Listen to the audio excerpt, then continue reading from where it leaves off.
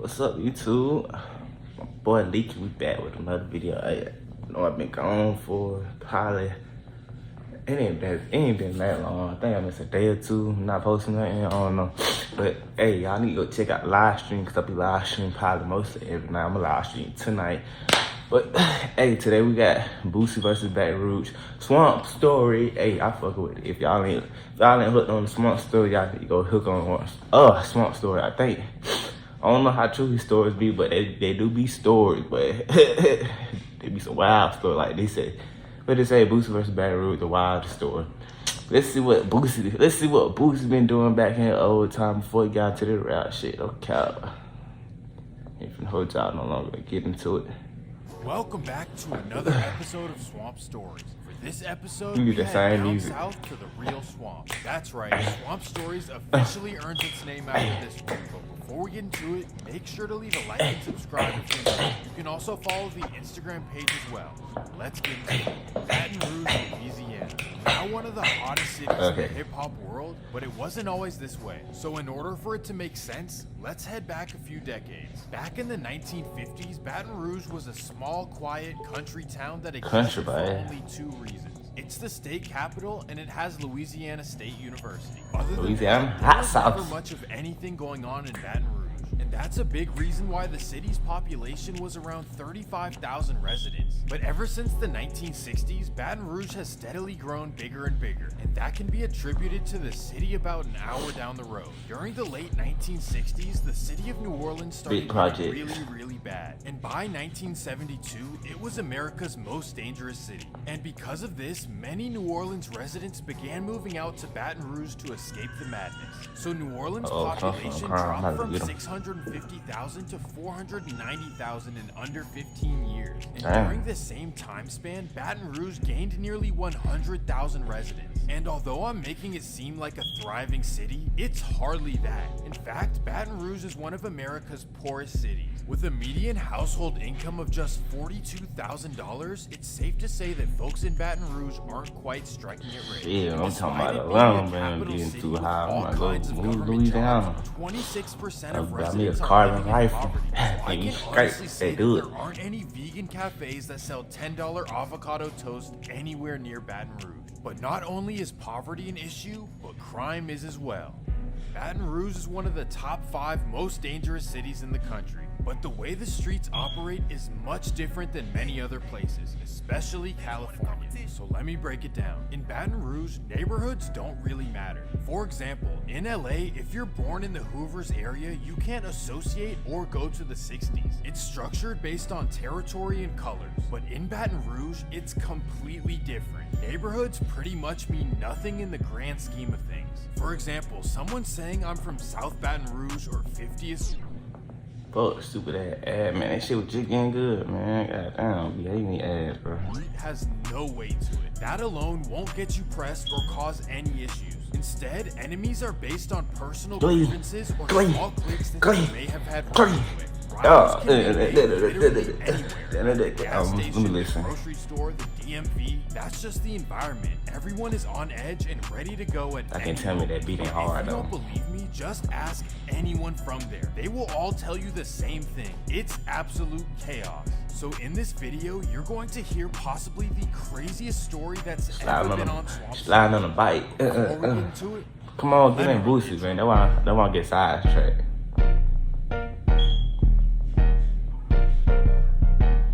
But that it's alright, go spit something. Write something in the comment. Hey, step it on the nigga. Step it on the. I'm just playing, but we get into during it. the 1990s, Yeah, we know. Baton Rouge was always overshadowed by New Orleans. Between the Hot Boys, Juvenile, Master P, Soulja Slim, Lil Wayne, Birdman, Turk, BG, and Manny Fresh, you can say that New Orleans definitely had the spotlight. But as No Limit began cooling down and Birdman and Lil Wayne moved away to the mainstream world, New Orleans lost its spotlight. And that's when Baton Rouge began to rise. A a young man named Torrance Hatch, also known as Lil Boosie, had the local scene on fire. But although he was a local success down south, he wasn't exactly doing major numbers. That was until 2005 when Boosie signed with Warner Brothers, and this is when things would start looking up for him. But despite the mainstream success, Boosie's life in Baton Rouge was all but on an upward trajectory. This is one of the most complicated and illogical stories I have ever told. So please rewind and pause. Boosie implies, but they'll come up back then before Rich Homie done thug Boosie implies. Specifically the Roosevelt Street Project. And during his childhood, his neighborhood was run by a group called BBG, also known as Bottom Boy Gorillas. I know the name sounds very unlike Boosie, if you know what I mean, but it actually makes sense. They operate out of what's known as the bottom of South Baton Rouge. This is pretty much considered Washington Street down to Astor Street, and BBG pours down to mark where they're from. And on the other side of Washington Street, you have another group called This means Top Boy Gorillas, and they put fours up to show that they're from the top of South Baton Rouge. Both sides are known for getting money and playing rough. And although there was an off and on rivalry between members of both groups, I wouldn't necessarily call it a beef at all. It's way more complicated than TBG versus BBG, and most of the losses came from internal issues on both sides. So let's get into the events. Boosie always rolled with his two closest friends, Ivy Smith, also known as Lil Ivy, and Daryl Milton, also known as Bleak. Both Ivy and Bleak were the top two TBG members, known for calling shots and leading the most hated group in all of Baton Rouge. And Boosie was no less than them, except that he had become the head of BBG. And that's to say that South Baton Rouge was all rocking together. BBG and TBG was all one family. But once Boosie began blowing up, his friend Lil Ivy wanted to start rapping as well. So he would start his own label called TBG Records. And this is where things began to get blurry. Some people in Baton Rouge say that Boosie didn't want to see Ivy get on his level, so he prevented him from connecting with major labels. And some would say that this caused tension between TBG and BBG. But Boosie claims that that's not true and there was no friction. Regardless, things would get serious on April 2nd, 2005. Boosie is set to do a walkthrough at Club Shenanigans, but the main reason he's there is to celebrate Ivy Smith's 25th birthday. So to those who say they had issues, please explain that. But anyways, while at the club, an argument breaks out between a local rapper named Nusi and Lil Boosie's crew. That's when Boosie, who at this point is already signed to Warner Brothers, decides to leave the club. So Boosie leaves with most of his entourage except for Ivy Smith, who stays in the club till the very end. Ivy gets in his car with two friends and heads to his home all the way in Sherwood Forest. And as he's driving down Interstate 12, a car pulls up beside him and bang! Bang! That would kill me, that shit. All the attention was on one man only, Nusi. It had to be Nusi who did it, and everyone was convinced. But Nusi would instantly dispel the rumors, saying that he wasn't involved in any ways. He was even able to prove to police that he was at a completely different location at the time it happened. Basically, I didn't do it, but ain't nobody believed me. But later on down the line, a couple months later, they found out I didn't do it. Ain't nobody apologized to me for it, so I'm mad now. So I'm like, let's get it on, you know? So after this, a new rumor began roaming around Baton Rouge. No cow. That would have happened. He shouldn't be living a couple months. Rather, they would have thought he did with his own friend over some money. And that would be a man by the name of Tremaine Franklin, also known as Lil Pig. Lil Pig was a fixture within the BBG-TBG circle, and he was often seen with Lil Boosie in music videos. Now let me state that this here is 100% hearsay and was never proven in court, so take it as a rumor, not a fact. But regardless, this here may convince you that Lil Pig was the one who did it. April 23rd, 2008, Lil Pig and his friend were sitting on the porch of their South Baton Rouge home. That's when a man pulls up and bang! Bang! Again, at first, all eyes were pointed at Nusi, but those within the circle knew exactly what this was all about. After a little while, a new name was being talked about all around Baton Rouge. That would be a young man named Nicholas Sterling, also known as Lil Finn. Lil Finn was very close to Lil Boosie and was often seen by his side, and everyone started saying that he was the one who handled Lil Pig for what he did to Lil Ivy. Regardless if it's true or not, everything would come around for him just a few months later. August 23rd, 2008. Lil Finn gets into a random argument with a man on McKinley Street. The man, whose name is Donald Eli, would notice Lil Finn reaching down, and that's when he would react. Bang. Bang. Damn, The feeling of a job well done, and the freedom that comes with Lil Finn, or Lil Nick, which is his other nickname, is still a legendary name in Baton Rouge. He was one of Boosie's closest friends, and you can always hear him referring to him in his music. But this just goes to show that in Baton Rouge, things always catch up to you. Yeah, Boosie, So here we are at the end of 2008, Hard to and hear. although Boosie is more popular Punt than the camera ever and before, shit. things are falling apart for him in Baton Rouge. Now without Ivy, Josh Thomas, Kevin Henderson, Lil Pig, and Lil Finn, Boosie definitely lost a lot of his muscle. And that right there introduces us to a brand new character. Let me introduce you to Michael Louding, also known as Marlo Mike. The name Marlo Mike rings bells all throughout Louisiana because he is truly something else. Marlo Mike grew up in the same neighborhood as Boosie, but was definitely less fortunate. In fact, he was the poorest kid in the entire neighborhood, and his living conditions absolutely stunned Lil Boosie. He could not believe the way that Marlo Mike was being raised, so Boosie would step up to the plate and take him in as a son of his own. He was even allowing him to live with him since the age of 12. But once Marlo Mike got old enough, he would outgrow the role of a kid and have a new role in South Baton Rouge. He became Lil Boosie's new enforcer, and that's not me saying it, he said it himself. But Marlo Mike was only 15 years old when he got his start, and this story is absolutely insane. All of this is as told by Marlo Mike as he took the witness stand in 2012. Some information was confirmed and others were dismissed. Don't take everything as a fact, rather a personal account. And that takes us to April of 2009. Lil Boosie allegedly gets his shit snatched by another BBG member.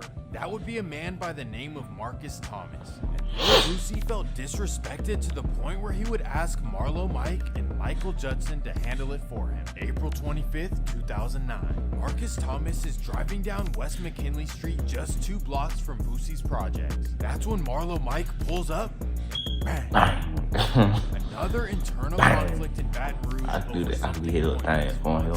And at this point, everything that happened to South Baton Rouge was between them. And because of that, everyone assumed that the problems with Nussie were over. In fact, both artists would do interviews confirming that they ran into each other at the airport and squashed it. And given that, you'd assume that everything was good. But unfortunate news would come soon. February 9th, 2009. Marlo Mike drives up to Nussie's neighborhood in Mid-City Baton Rouge. He heads down America Street and bang.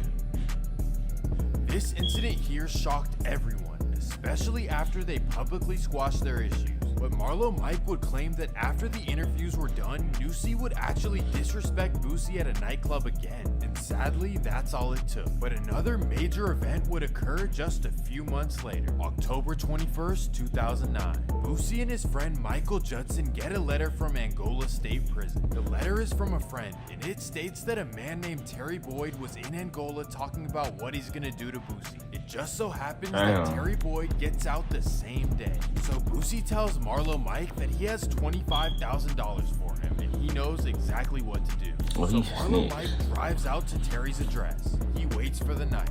Bang.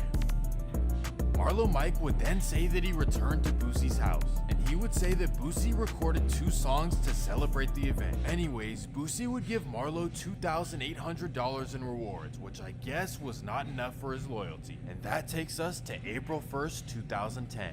Marlo Mike is contacted by a rival of Boosie named Reginald Youngblood. The man offers him a sum of money to catch up with Boosie's 2 closest friends. That would be Charles Noki Matthews and Daryl Bleak Milton. And some would say that these were Boosie's only 2 day 1 friends left. Regardless of how much money he was offered, there's no way Marlo Mike would do it, right? You'd think that he would be loyal to the man who took him in since the age of 12. Not in this case. Marlo Mike is cold. On the morning of April 1st, 2010, Marlo Mike would get the job done. But after this, literally everyone was left clueless. Marlo Mike would even attend the funeral 2 weeks later with Boosie and everyone else from BBG. But shortly after, he would go down for it, and so would another unexpected man from Boosie's neighborhood. That would be a man named Kendrick Johnson, who Boosie had pretty much raised as well. And Kendrick Johnson is the younger brother of Boosie's artist Lil Fat. Boosie would talk about this on DJ Vlad. Fat ain't do nothing to make the situation how it was. Oh, that whole NBA, that was my, Eminem was be talking about. Well, Marlo Mike, for whatever reason, decided to tell everything in detail. He wasn't offered a way out or anything. He just figured why not take the Tekashi route, except with no reward. He would go into detail about every single situation, which pretty much only made it worse for him. But then when it came to the Tory Boyd situation, Marlo Mike would say that Boosie paid him to do it, and this would ultimately result in Boosie's arrest. However, an unexpected person would come to Boosie's defense. That would be Terry Boyd's sister, who claimed that her brother and Boosie had no issues whatsoever. Why she did this, it didn't seem to make any sense at first, until people realized that she has a child with Boosie. So at that point, she wants her child's father to be around for her kid. So honestly, even though I think it's a tough decision, I think she made the right one. I don't know. What do you guys think? Let me know in the comments whether she should have stuck up for her brother or her child's father. Well, long story short, Boosie beats the charge in 2012, and Marlo Mike is doing life. Many of his statements in court were deemed hearsay and were unapplicable to Boosie's case. And on top of this, when it was time for Marlo Mike to officially testify against Boosie, he took back all of his previous statements. Thankfully, after getting out, Boosie would move to Atlanta to enjoy a peaceful life with his children. But just when you thought the old drama was put in the past, Lil Ivy's nephew, who goes by the nickname Lit Yoshi, would go on Instagram Live and accuse Boosie of having something to do with the loss of his Uncle Ivy. Yeah, I used to listen to Boosie music. I remember when I was little, uncles used to take me by Boosie's house. Yeah, that used to be my favorite rapper. I grew up off his music, off his old music, cause that new music, yeah, Trill wanted to sign Ivy. Yeah, that's what it was. Amy wanted to sign Ivy, and Boosie won't answer the phone. You know what I'm saying? And Bleak got tired of telling Ivy Boosie don't want to talk. He kept telling Boosie and all this and that.